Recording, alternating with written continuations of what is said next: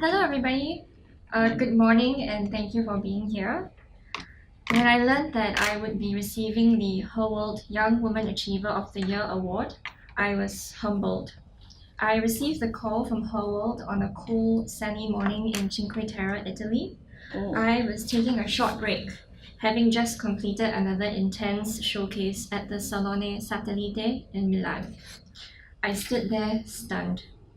For many months, I had to keep this a secret. It gave me time to reflect, a chance to take stock of my journey so far, and recall the many people who have supported and enabled me in my life.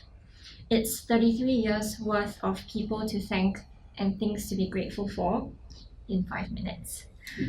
While I cannot cover them all in detail, I think it's necessary to acknowledge their presence and profound influence in my life, my formative years at RGS, for teaching us to be unapologetic about our ambitions and purpose, my former employers, managers, and mentors who provided the template of a good boss, in particular, the women in leadership roles I've had the privilege to work for, my teaching colleagues who trust me to shape a future generation of designers, my clients who continue to empower my studio by choosing to work with me, my design peers who are generous, talented, and taking turns to break new ground for us all, the local press who have always been rooting for local designers and shining the light on what we do, Design Singapore for providing my scholarship and countless other young designers the opportunity to study abroad,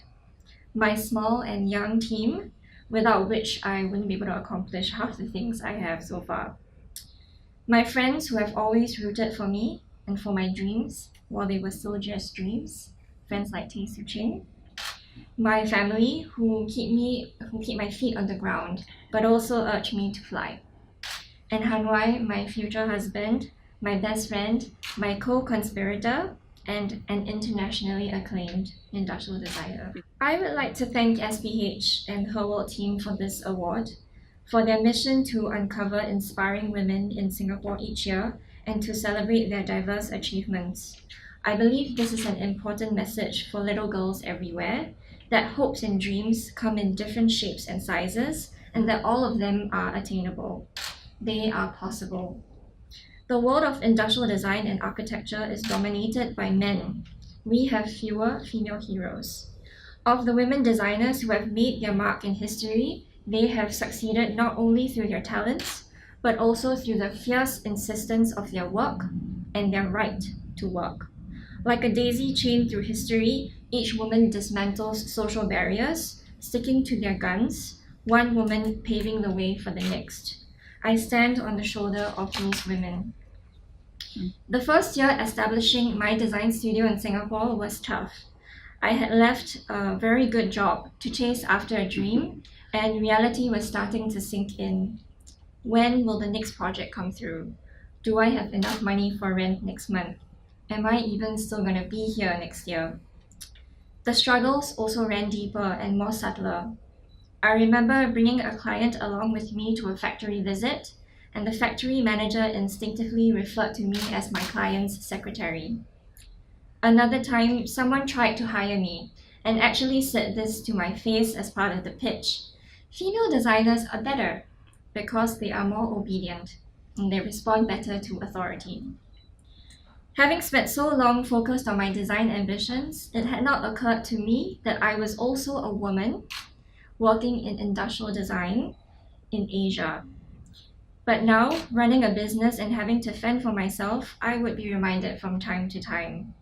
And so I resolved to turn the tables so that I named the studio after me, not out of ego, but so that there was no mistaking who the boss was and who the work should be accredited to. So like many renowned and respected women in design, past and present, we want our work to speak for itself, and we do not want to be defined by our gender. But at the same time, we are women, and that is something special that we should never deny. People often ask me, Olivia, how are you so fearless? What gave you the courage to start? And I tell them it isn't the absence of fear that drives me. It's simply that the fear of not trying exceeds the fear of trying. I can think of one key contributor to my garangness. As a child, I was wild with abandon, and I think it's because deep down I knew that I was safe. I attribute this to having a very loving and supportive family, one prepared to catch me if I fell, tend to my wounds, but also pat me on the back and send me back out again to play. I know this is a blessing to grow up in a family full of artists who implicitly understand the nuanced struggles of a creative heart. My mother and father met in Baharudin, Singapore's very first school dedicated to the applied arts. I remember the distinct smell of cow gum, Ronson oil, and spray mount, and the scraps of letraset on the floor in my parents' home studio. I watched my sister get accepted into the art elective program and be in awe of how she would paint into the early mornings or stay late in school to finish her school projects. And from them all, I acquired the blueprint for solid work ethic and the real sense of the messy, time consuming, and unglamorous side of being a working creative. I have my family to thank for shaping me for the woman and designer I am today. In the profession of industrial design, to be under 40 is to be considered a young designer. So at 33, I am still in very early stages of my career and I have a long way to go towards mastery.